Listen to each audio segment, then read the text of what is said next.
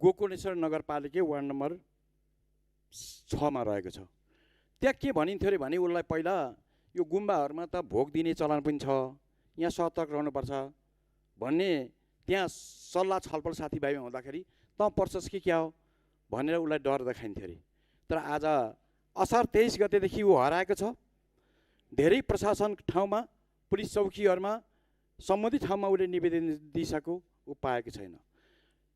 यस्तो मलाई लाग्छ सभामुख महोदय, यो नयाँ सरकारले सुशासनको मूल मुद्दा बनाएर जनताको अभिमतबाट यत्रो बहुमतको सरकार बन्यो र मान्छे दिनदिनै बेपत्ता हुन्छ, मान्छे हराउँछ।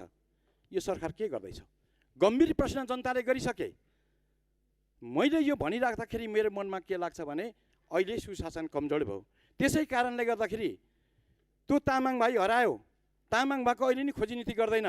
धेरै ठाउँमा पुलिस अफिसमा निवेदन दिइसक्यो। किन यस्तो हुन्छ? यसको बारेमा म सभामुख मार्फत यो सदनमा सरकारको गम्भीरमा ध्यान आकर्षण गर्न चाहन्छु। यो सरकार बनिसकेपछि हिरासतमा मान्छे पनि मर्न थाल्यो, मान्छे पनि हराउन थाल्यो। यस्तो किन हुन्छ? यो सरकार गम्भीर लिनु पर्दैन? आज ती भाइ कहाँ गए?